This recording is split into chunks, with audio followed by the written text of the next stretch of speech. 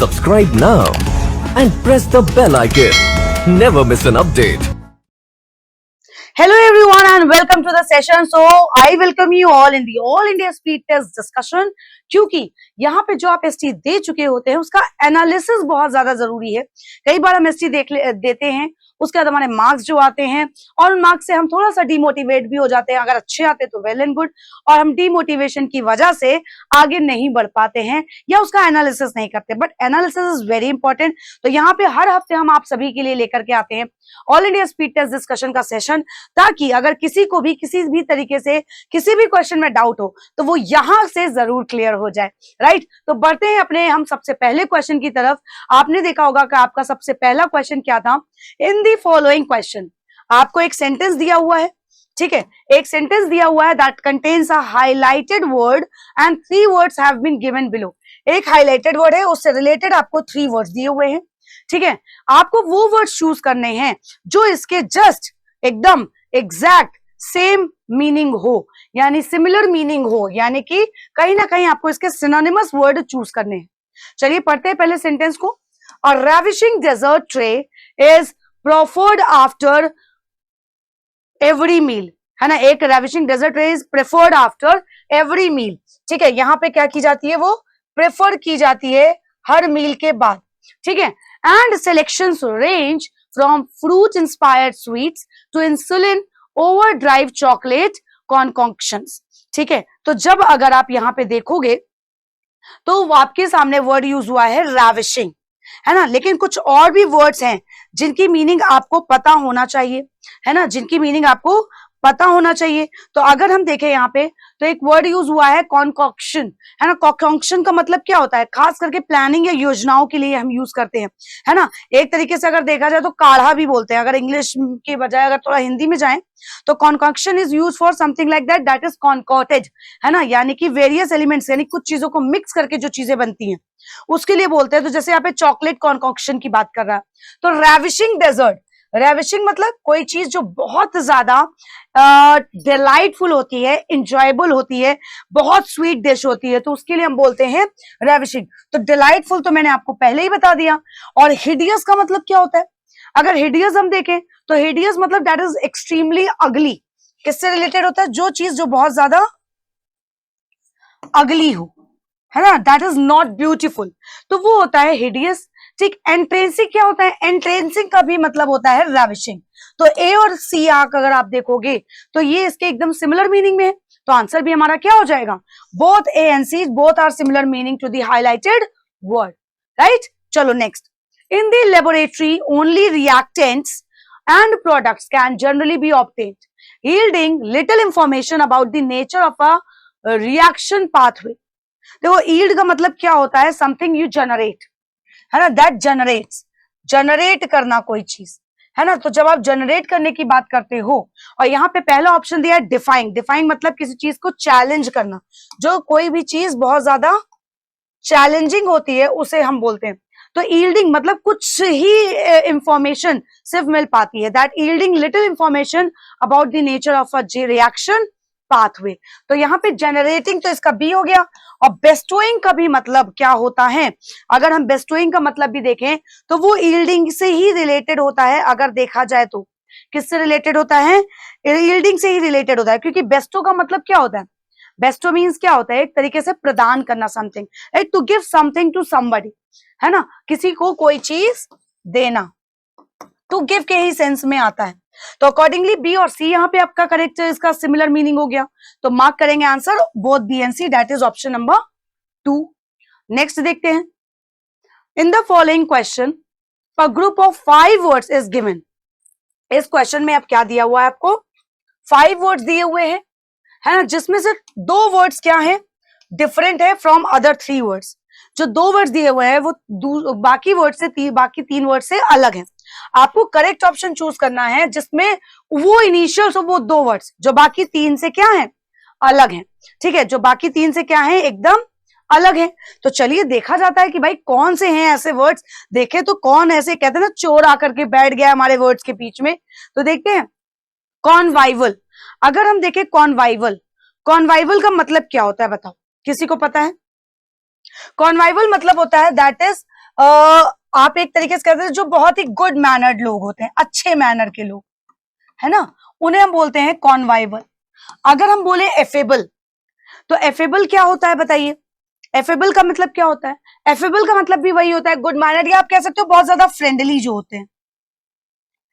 और अगर हम बात करें हर्ल की, हर्ल मतलब अभी हमने कल ही आपने अभी इससे पहले आपने अगर वोकैबुलरी की क्लास करते हो तो उसमें पढ़ा होगा, मैंने हर्ल वर्ड पढ़ाया था, मतलब किसी चीज को बहुत ग्रेट फोर्स से फेंकना, है ना, throw with some great force, है ना, या throw something with great force, throw with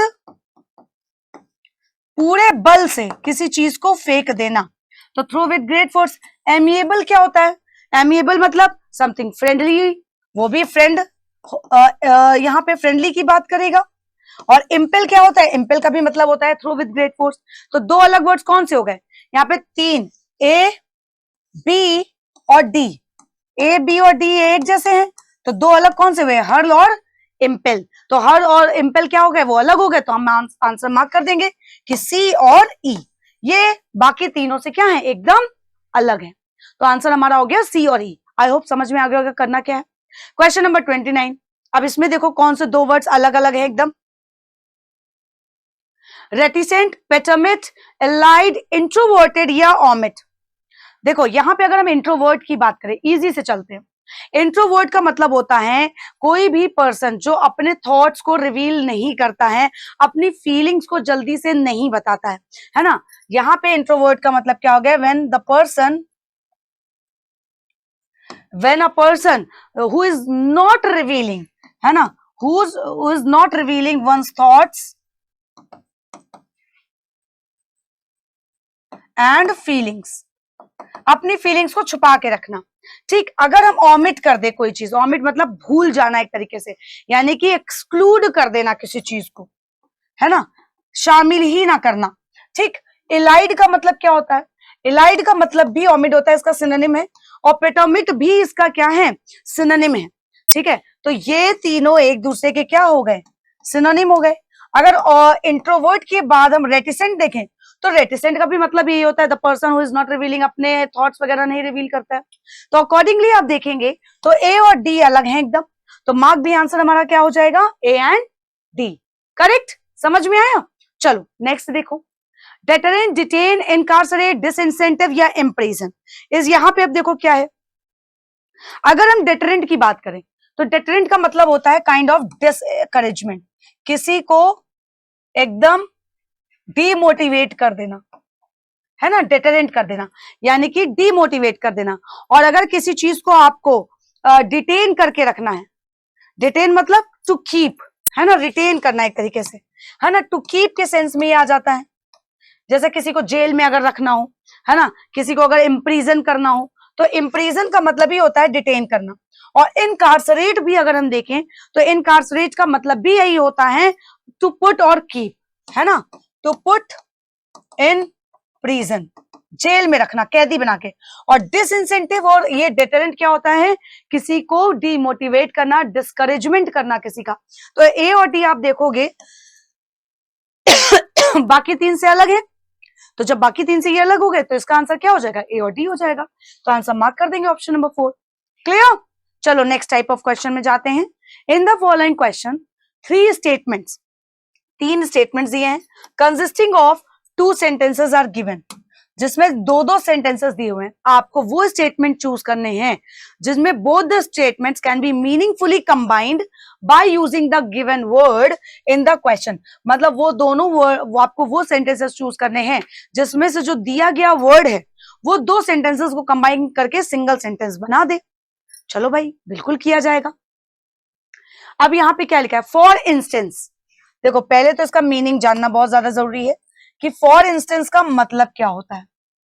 for instance का मतलब होता है एन एग्जाम्पल ऑफ समथिंग, किसी चीज का उदाहरण देना।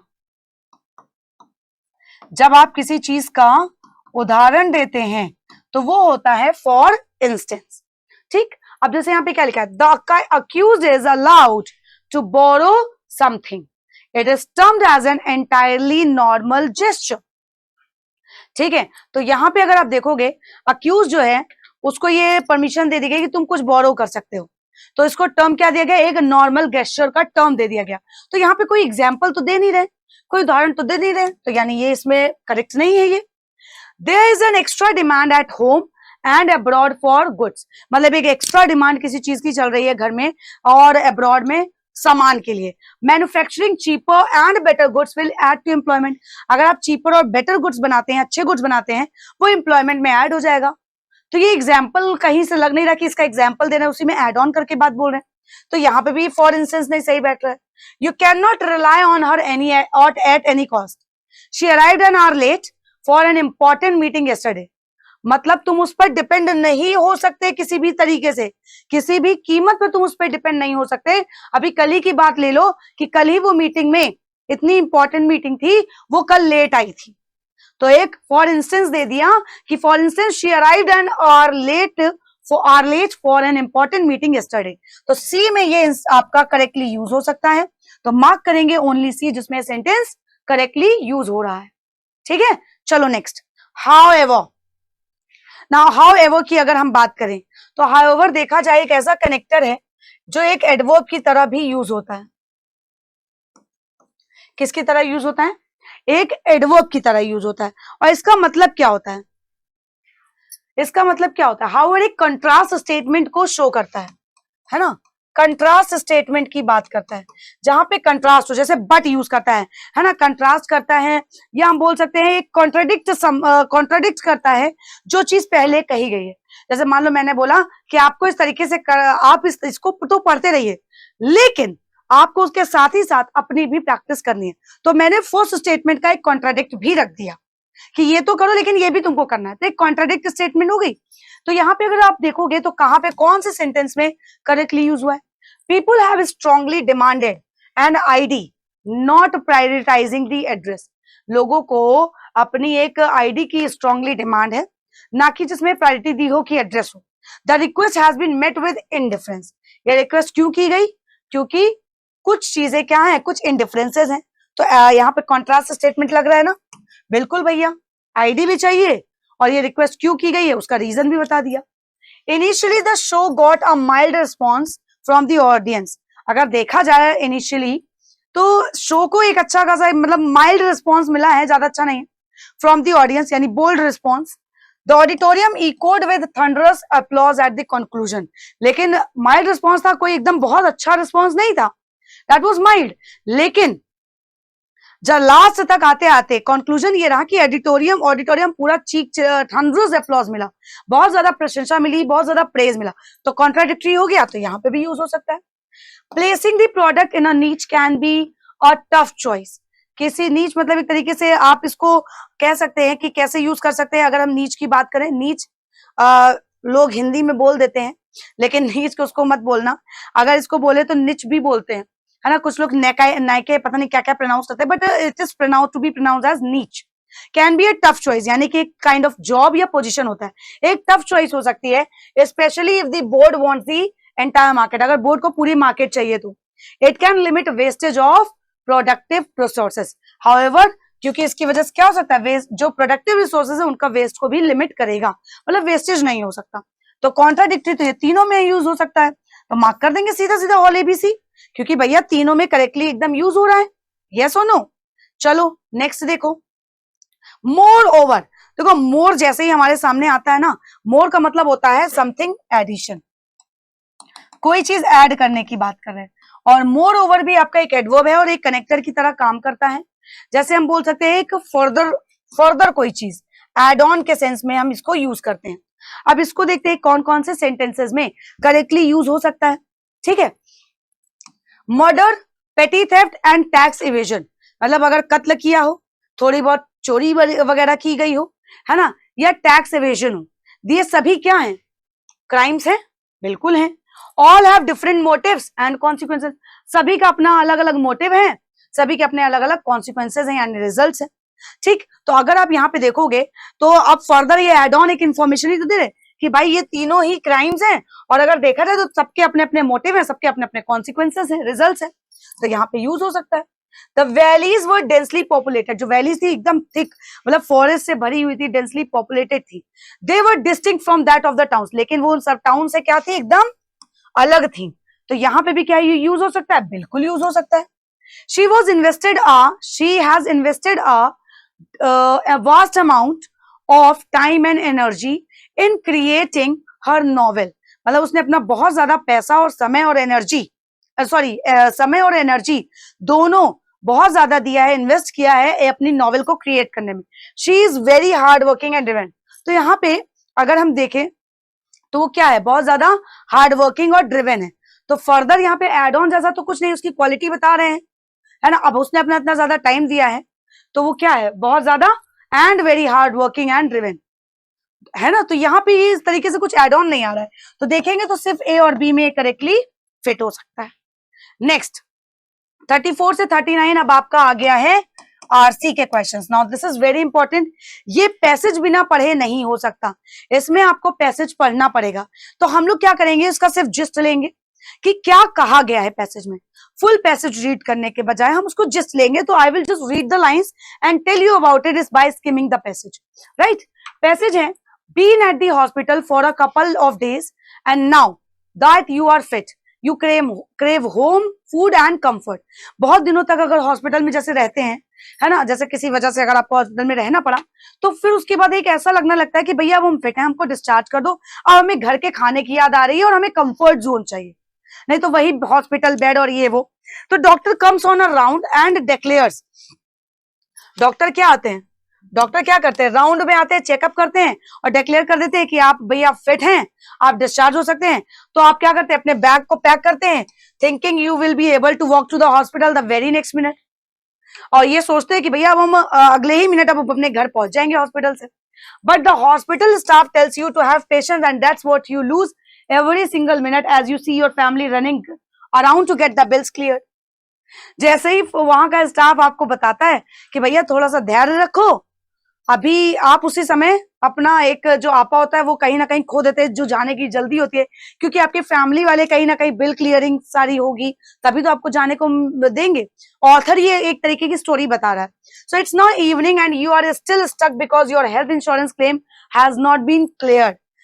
तो अब शाम हो चुकी थी और अभी भी आप हॉस्पिटल है क्योंकि हेल्थ इंश्योरेंस का क्लेम अभी तक क्लियर नहीं हुआ था। And the hospital won't discharge you unless the insurance science of on the bill.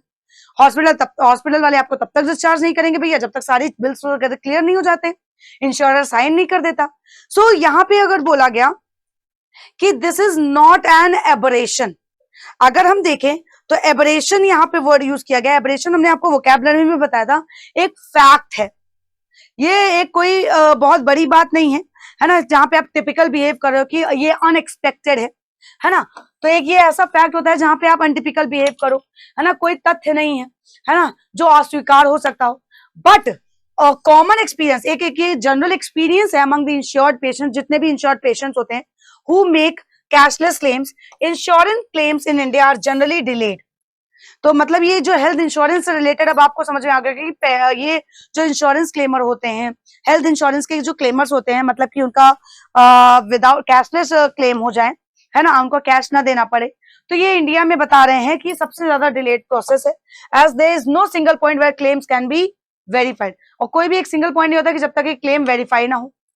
Also, hospitals and medical daycare centers are not listed on one platform due to which processing of insurance claims gets delayed। अब क्योंकि बहुत सारे hospitals हैं जो listed है ही नहीं, इसके अंदर आ ही नहीं रहे, जिसकी वजह से और डिले होता है इसमें। In an age where everything has been become digital, अब का जो एरा है, अब देखा जाए तो हर चीज तो डिजिटल हो चुकी है, फिर भी क्या होता है, exchange of medical records between hospital and insurance companies has to become seamless, said a spokesperson from GSI India. जो जीएसआई इंडिया है यानी कि एक इंडस्ट्री स्टैंडर्ड बॉडी, आईएसबी जो बोलते हैं, उनका ये कहना है आज के टाइम पे डिजिटल इंडिया होने के बावजूद भी ये रिकॉर्ड जो है between hospitals and insurance companies, इनको अभी भी कहीं ना कहीं दे आर सीमलेस, है ना, इनके बारे में कुछ नहीं कहा सकता, अभी भी वो रिकॉर्ड्स के बेसिस पे ही चल रहा है, डिजिटली चीजें नहीं हो रही। ठीक, तो the insurers in a cashless claim, जो इंश्योरर होता है कैशलेस क्लेम के अकॉर्डिंग, वो कहीं ना कहीं यूजुअली फेसलेस एंटिटी होता है, as you are dealing primarily with the health insurance desk of the hospital and so you may think that the insurance company is taking their sweet time to settle bills। तो आपको ऐसा लगता है भैया ये लोग आराम से बैठे हैं, टाइम से काम ही नहीं कर रहे हैं, बिल ही सेटल करने में लगे हुए हैं, little realising that your hospital too could be guilty of delaying the whole process. आपको भी थोड़ा थोड़ा ये रियलाइज होता है भैया हॉस्पिटल वाले भी डिले कर रहे हैं पूरे प्रोसेस, तो उनको भी गिल्टी है। Is therefore important to understand the process, इसीलिए हमारे लिए जरूरी है कि इस प्रोसेस को हम समझें। ठीक, the process of filing a claim starts with, अब ये देखो यहाँ पे प्रोसेस बता रहे हैं कि कैसे आप इंश्योरेंस क्लेम अपना प्रोसेस कर सकते हैं। तो यहाँ पे क्लेम कब से स्टार्ट होता है, जो प्री ऑथराइजेशन होता है from the insurer, you and the doctor treating, जो आपका डॉक्टर आपको ट्रीट कर रहा है और आप लोगों को क्या करना होगा, पहले प्री ऑथराइजेशन फॉर्म फिल करना होगा, फिर पर्सनल इंश्योरेंस पॉलिसी डिटेल्स भरनी होगी, your doctor will fill in details about the treatment, doctor उसमें जो जो उसने ट्रीटमेंट किया वो फिल करेगा। Once this is done, जब एक बार ये हो जाएगा, the form is sent to the hospital's billing department, फिर वो फॉर्म जो हॉस्पिटल का बिलिंग डिपार्टमेंट है उसको भेजा जाएगा कि एक एस्टिमेट दे दे कि क्या कॉस्ट जा सकती है इनके ट्रीटमेंट की। फिर उसके बाद देन सेंड टू, फिर उसके बाद वो फॉर्म भेजा जाएगा इंश्योरेंस कंपनी को सारे डॉक्यूमेंट्स के साथ। The insurer reviews these documents and pre authorises the claim, और इंश्योरेंस क्या करता है, फिर सारे डॉक्यूमेंट्स को देखता है और उस क्लेम को प्री ऑथराइज कर देता है। Pre-authorization usually means an initial amount has been sanctioned by the insurer along with an acknowledgement that the claim will be paid subject to final invoice received from the hospital। मतलब इलाज से पहले का जो process है, जो cashless अगर claim करना चाहते हैं, तो पहले अगर जैसे मान लो हमारी किडनी खराब है, ठीक है, हमारी किडनी अगर खराब है और हमारी किडनी के लिए हमें पता है कि इतना इलाज में पैसा लगना है, तो आप ये प्री ऑथराइजेशन फॉर्म फिल कर दीजिए, डॉक्टर उसमें बता देगा भैया इतना अमाउंट लगेगा, एक जो इनिशियल अमाउंट होगा एटलीस्ट वो मिल जाएगा कि आपका जो फाइनल इनवॉइस बने, फिर बाकी बाद में जो होगा वो आप बाद में क्लेम कर सकते हो। ठीक, तो ये इंपॉर्टेंट है to understand that pre authorisation is a mere acknowledgement, एक एक्नॉलेजमेंट होता है, लेकिन ये गारंटी नहीं करता कि क्लेम जो है वो सेटल हो जाएगा, चाहे भले ही आपका क्लेम क्या हो, प्री ऑथराइज हो। You may be ask for additional documents later, बाद में आपसे फिर भी एडिशनल डॉक्यूमेंट्स मांगे जाएंगे, अप्रूवल होगा of which could take time, जिसकी वजह से काफी ज्यादा टाइम लग सकता है। अगर ये अनप्लान्ड एडमिशन है, मतलब आप भाई आपको नहीं पता कि आज हमारा मान लो हम जा रहे हैं, हमारा एक्सीडेंट हो गया, तब आप क्या करोगे, you could be ask for a deposit by a hospital which gets reimburse later, तो आपको ऑब्वियसली पहले कैश जमा करना पड़ेगा, तभी कुछ हो सकता है इलाज, तभी तो कुछ इलाज हो सकता है, तो जो बाद में रिम्बर्स हो जाएगा। So this is done because your admission may be sudden, not leaving you with enough time for the pre authorisation process, आपके पास समय ही नहीं है प्री ऑथराइजेशन का। So though pre-authorization has become quicker, pre-authorization और quicker हो जाता है, claim settlement at the time of discharge could be a long and cumbersome process, बहुत ही irritating process हो जाता है। In order to process the claim, an insurer will need a discharge summary, insurers को एक discharge summary चाहिए होगी, जिसमें भी और समय लग सकता है। एक बार डिस्चार्ज समरी बन गई तो हॉस्पिटल बिल को सेंड किया जाएगा इंश्योरर के पास, फिर वो उसको स्क्रूटनाइज करेगा, अच्छे से चेक करेगा before settling them. Hospitals work primarily on the final bill settlement, hospital खाल बाद में एकदम जब फाइनल बिल सेटलमेंट होता है तभी आगे वो डिस्चार्ज वगैरह के तैयारी करते हैं। So it's important that your insurer and TPA give their final note to the hospital for it to process the settlement. तो ये बेसिकली पूरी कहानी किस चीज की है, ये चीज समझ में आ गई कि आपका जो इंश्योरेंस क्लेम आपका जो आप करवाते हो उसमें ये डिले क्यों होता है, और ये होता ही होता है। तो समटाइम हॉस्पिटल सबमिट, कभी कभी हॉस्पिटल इररिलेवेंट बिल भी सबमिट कर देते हैं, या डॉक्यूमेंट जो है इररिलेवेंट सबमिट कर देते हैं, जो भाई उसको जब स्क्रूटनाइज किया जाएगा तो दोबारा से सबमिट करना पड़ेगा, तो उसकी वजह से देरी हो जाती है।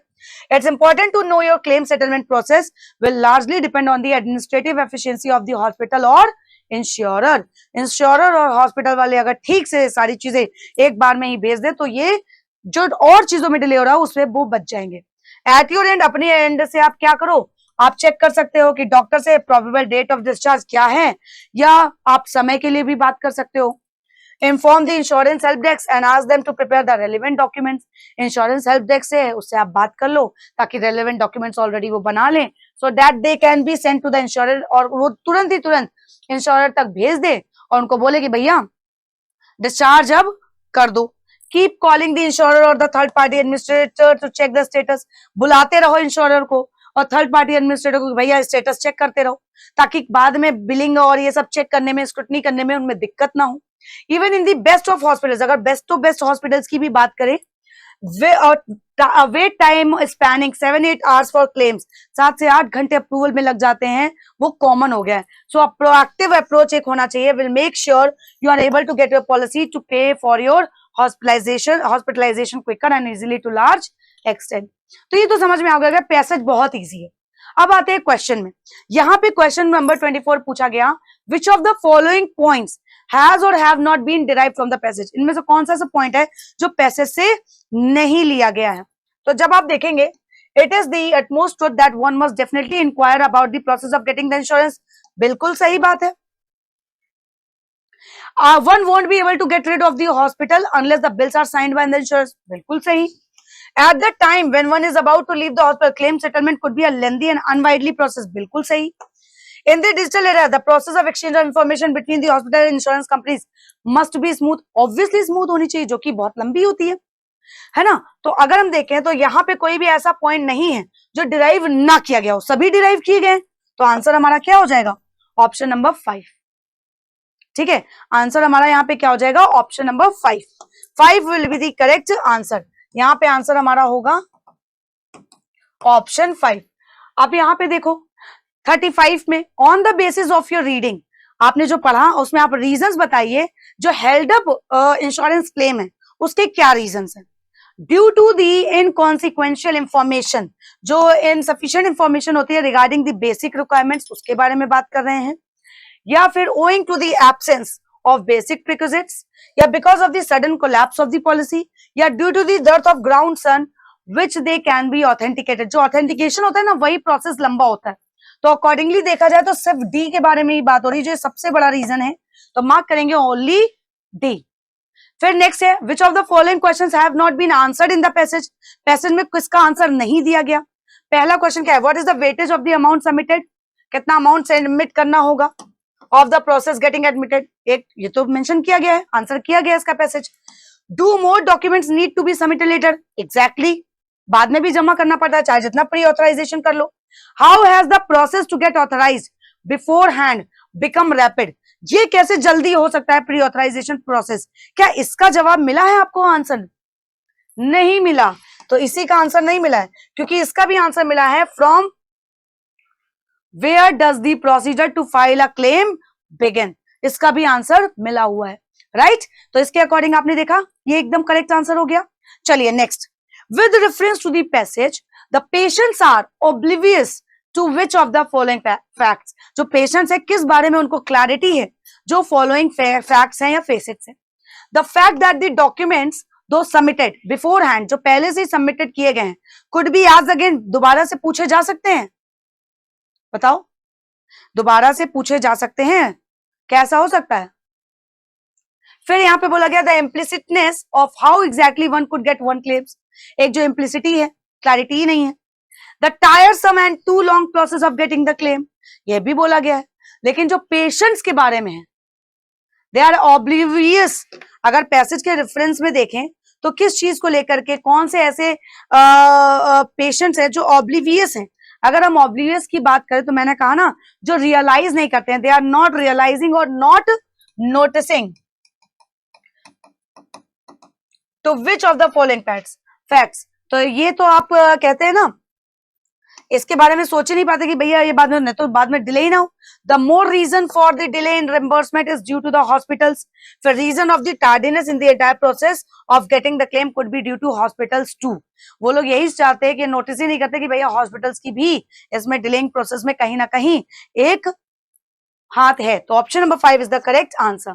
Next, as per your reading of the passage, tone of the passage क्या है? बताओ, टोन ऑफ द पैसेज क्या है? क्योंकि अगर पैसेज देखें, it is all about insurance claims, और जो लेवल होते हैं one has to go through, है ना, go through the claim and they are admitted in the hospital. तो ये सारी चीजें क्या बता रही हैं? वेरियस एस्पेक्ट्स बता रहे हैं. तो वेरियस एस्पेक्ट्स की जब हम बात कर रहे हैं, इट्स मींस टेक्निकली इंफॉर्मेटिव है कि नहीं है. इंफॉर्मेटिव से एनालिटिकल या पैट्रोनाइजिंग, या पैट्रोनाइजिंग तो कहीं भी नहीं हो सकता, सरकास्टिक भी नहीं हो सकता. इंफॉर्मेटिव से एनालिटिकल नहीं गया, लेकिन टेक्निकल सारी बातें की गई हैं, जो डॉक्यूमेंट्स और इंश्योरेंस क्लेम का जो प्रोसेस होता है. तो accordingly option number 3 is the correct answer.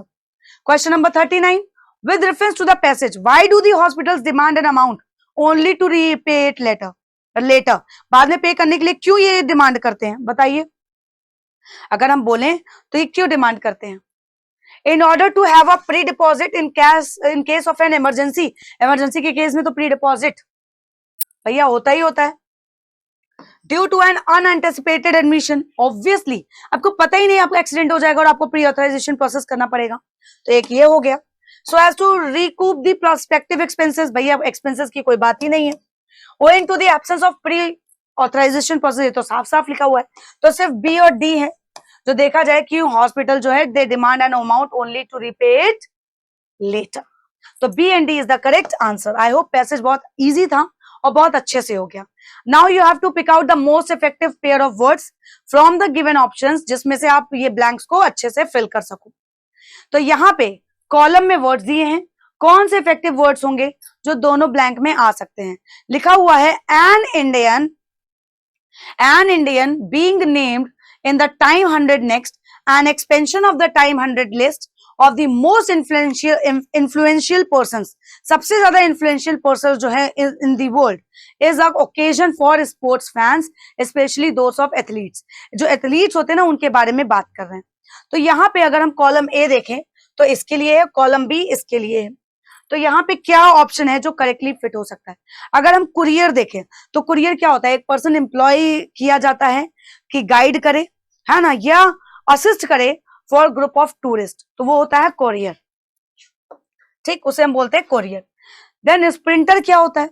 Sprinter man जैसे होता है ना, स्प्रिंटर मतलब शॉर्ट डिस्टेंसेस की जो एक तरीके की रेस होती है ना, उसके बारे में बात कर रहे हैं। तो एन इंडियन स्प्रिंटर हम बोलेंगे, क्योंकि डैश का मतलब क्या होता है? You an act of running somewhere, एक बहुत कह सकते हैं हेस्टली, जल्दबाजी में जब आप कहीं दौड़ते हैं तो उससे हम बोलते हैं। लेकिन यहाँ पे बता रहे हैं कि एक्सपेंशन टाइम, तो एक इंडियन स्प्रिंटर की बात होगी, तो बी तो कंफर्म है, यानी 3 और 4 हमारे पोर्शन में से कुछ हो सकता है, बाकी 1, 2 और 5 क्या हो गए? रिजेक्ट हो गए। अब आगे देखिए क्या होगा। तो is a occasion a momentary occasion, assiduous occasion या मोमेंटस? तो अगर हम मोमेंट्री बोले that is a very brief, इसका मतलब क्या होता है? ब्रीफ, बहुत शॉर्ट ड्यूरेशन के लिए जो चीजें होती हैं। और एसिडियस क्या होता है? That shows a great care, जिसमें बहुत ज्यादा केयर की जरूरत होती है।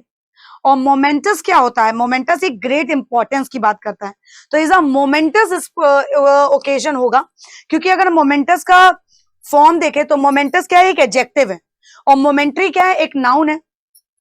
जो डी वाला है वो आपका एक नाउन है, और जो एफ है वो आपका एक एडजेक्टिव है। ओकेजन ऑलरेडी एक नाउन है, उस नाउन को मॉडिफाई करने के लिए वी नीड एन एडजेक्टिव, तो उसके हिसाब से मोमेंटस करेक्ट हो गया, यानी एफ वाला करेक्ट है, तो आंसर हमारा हो जाएगा ऑप्शन नंबर 5 करेक्ट। चलो next, the centre that the petitioners had privileged documents in an illegal way to support their review petitions, तो सेंटर क्या करेगा? ascertained की बात क्या होती है? अगर ascertain मतलब when you make sure of something, है ना, किसी चीज को make sure करते हो कि ये चीजें भाई सही है। और assert का मतलब क्या होता है? अगर हम B का मतलब बोले, assert something मतलब when you kind of you are stating a fact, है ना, किसी confidently, तो उसको हम बोलते हैं asserted, state a fact confidently।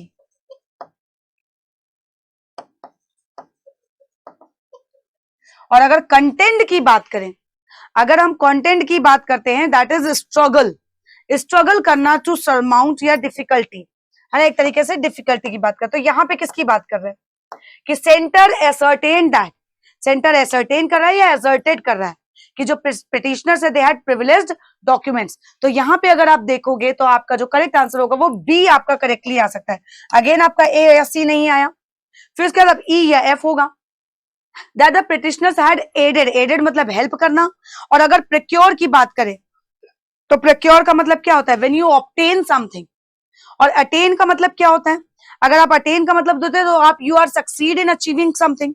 तो यहाँ पे प्रोक्योर्ड की बात कर रहे हैं। प्रोक्योर मतलब होता है किसी चीज को ऑब्टेन करना, खास करके आपने काफी ज्यादा केयर की है, एफर्ट किया है। तो ई आपका सबसे करेक्ट हो जाएगा, तो मार्क कर देंगे option number 4। Next, upholding the please मतलब एक तरीके से रिक्वेस्ट नहीं बोलते हैं, जो प्लीज आप हर तरीके की अपील को लेते हैं, वुड बी सीन एज। अगर आप देखेंगे जितनी भी प्लीज हैं वो क्या होंगी, कैसे देखी जाएंगी? द कॉन्ट्रोवर्शियल बैन एक जो लगा हुआ है, रुकावट लगी है, and the rallies calling to protect it by the ruling party के द्वारा। तो upholding the please would be seen as perturbing, pertaining या सब्सटैंशिएटिंग। तो यहां पे अगर परटर्ब की बात करें तो परटर्ब क्या होता है, किसी को बहुत ज्यादा एंशियस कर देना, किसी को बहुत ज्यादा एंशियस कर देना, एकदम डर जाए जो। और पर्टेनिंग फैक्ट जैसे हम बोलते हैं, तो पर्टेन मतलब क्या होता है, कोई चीज एप्रोप्रिएट हो। और अगर सब्सटैंशिएटिंग बोले तो सब्सटैंशिएट मतलब करना होता है when you provide evidence to support something, है ना, किसी चीज का आप एविडेंस प्रोवाइड करते हो किसी चीज को सपोर्ट करने के लिए। ठीक। स्पेयर हेडेड का मतलब क्या होता है, स्पेयर हेड का मतलब क्या होता है, खास करके when you lead an attack, किसी तरीके के अटैक में आप लीडर बन के जा रहे हो, है ना। और प्रिकैरियस क्या होता है भैया, कि कोई भी अपनी पोजीशन में ना हो, खास करके टू फॉल, गिर जाए, है ना, फॉल हो जाए या गिर जाए या कोलैप्स हो जाए, हम कह सकते हैं खास करके कोलैप्स हो जाए, कोलैप्सिंग के स्टेज में आ जाता है। लेट यू ऑल नो, तो यहाँ पे क्या बोला गया है, upholding the please would be seen as substantiating, यहाँ पे करेक्टली वर्ड फिट हो जाएगा एज अ वर्ड। अगर हम देखें तो सबसे करेक्ट वर्ड होगा सब्सटैंशिएटिंग, और उसी के साथ हमारा आ जाएगा spearheaded, to protected spearheaded, क्योंकि अटैक की बात करें by the ruling party, controversial ban लगेगा यहाँ पे, ये बता रहे हैं। और रैलीज क्या कर रहे हैं, they are calling to protect, इनको बचाने के लिए, किससे, किसी भी तरीके का क्या हो, कोई अटैक या कुछ भी होने वाला हो, तो उसके लिए हम बता रहे हैं यहाँ पे सी और डी हो जाएगा। नेक्स्ट, अब यहाँ पे बताना है आपको कौन से ऐसे फ्रेजेस हैं गिवन बिलो जो वो करेक्ट करेंगे, जो बोल्ड पार्ट में फ्रेज है, लेकिन अगर सेंटेंस करेक्ट है then you have to mark 5 की फ्रेज रिप्लेसमेंट में कोई भी रिक्वायरमेंट नहीं है। तो यहाँ पे देखिए, a 5 members constitution bench at Supreme Court will pronounce its order on whether to review its judgment on a crucial rights versus belief dispute in the prolonged case. तो 5 member, अब एक बात बता दें, हाइफिनेटेड नाउन है, hyphenated noun हमेशा singular होते हैं। आपके जितने भी हाइफिनेटेड नाउन होते हैं दे आर ऑलवेज सिंगुलर, ये हमेशा क्या होते हैं, सिंगुलर होते हैं। एक एडजेक्टिव की जरूरत होती है क्वालिफाई नाउन करने के लिए, बेंच आपको पता ही है, और ऑफ सुप्रीम कोर्ट होगा या एट सुप्रीम कोर्ट होगा, यहाँ पे बेंच ऑफ सुप्रीम कोर्ट होगा या एट। तो प्रीपोजिशन अगर देखोगे तो बेंच क्या है, ऑफ सुप्रीम कोर्ट है। तो आप 5 मेंबर्स, यहां से एस हट जाएगा, अब 5 मेंबर, एक 5 मेंबर की कॉन्स्टिट्यूशन बेंच है ऑफ सुप्रीम कोर्ट, तो यहाँ पे तो एट लगा हुआ है, यहाँ एट लगा है, हटा दो, यहाँ ऑफ द लग गया, यहाँ पे भी एट लगा हुआ है, यहाँ पे भी सही ऑफ द, और यहाँ पे 5 मेंबर दिया हुआ है, ठीक है। तो 5 मेंबर कॉन्स्टिट्यूशन बेंच, ठीक। अगर आप देखोगे कॉन्स्टिट्यूशनल बेंच, कॉन्स्टिट्यूशन तो सिर्फ सिंगुलर हो जाएगा, यहाँ पे सिंगुलर का एक डेफिनेट आर्टिकल चाहिए होता है, तो कॉन्स्टिट्यूशनल यहाँ पे इन्होंने गलत दे दिया, जबकि हमें जरूरत क्या है, कॉन्स्टिट्यूशनल की। मैंने कहा ना एक एडजेक्टिव की रिक्वायरमेंट है टू क्वालिफाई दिस नाउन, तो यहाँ पे आपका आएगा कॉन्स्टिट्यूशनल, यानी कि एक एडजेक्टिव, दोनों ही नाउन हो जाएंगे। तो यहाँ पे आपका आंसर इसको करेक्ट करेगा ऑप्शन नंबर 4।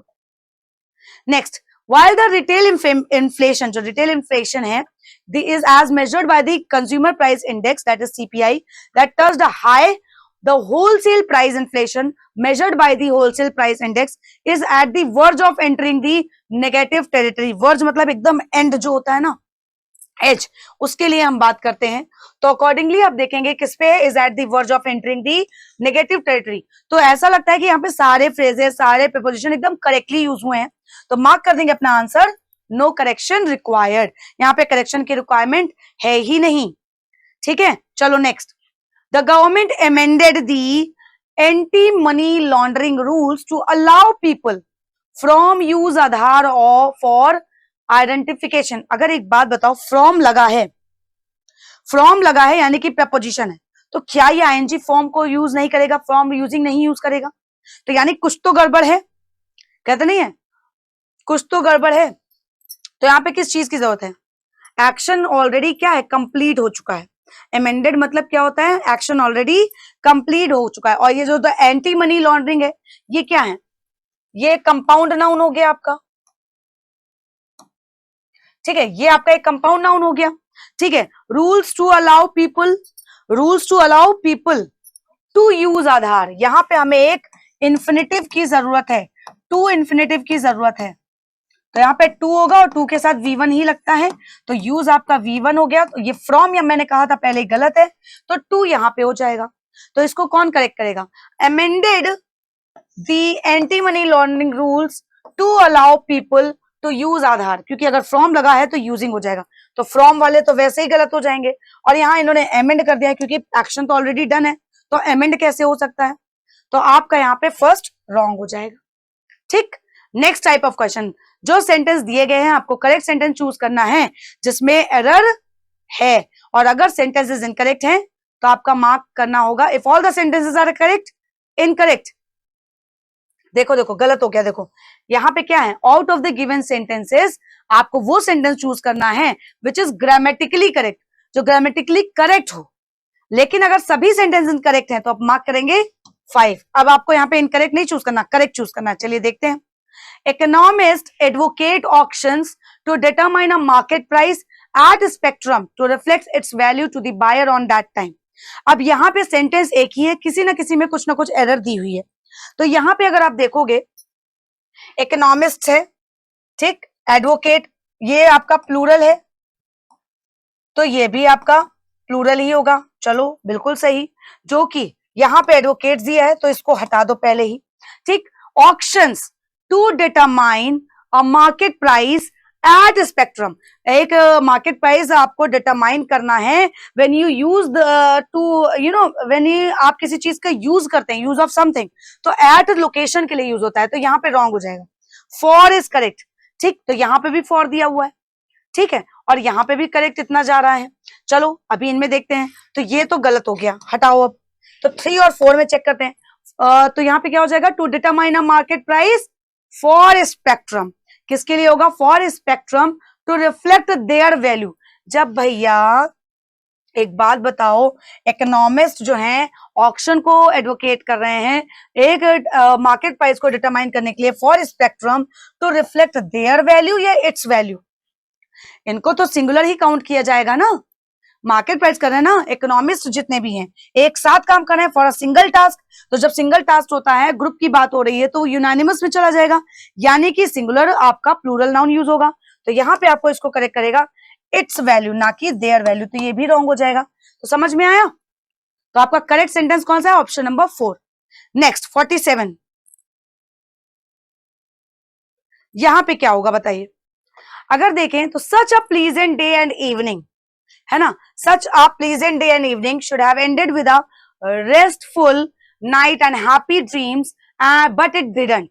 अब देखो, pleasant day and evening should have ended with a restful night और हैप्पी ड्रीम्स आई, ठीक है, तो should have ended with a restful यहाँ पे लिखा हुआ है और यहाँ पे एट लिख गया है, तो कोई लोकेशन नहीं है, पहली चीज तो यहाँ पे कर दो, ठीक। फिर उसके बाद यहाँ पे क्या गड़बड़ है, बट हैप्पी ड्रीम्स लिख दिया गया है, तो ये यहाँ पे बट गलत यूज हो गया।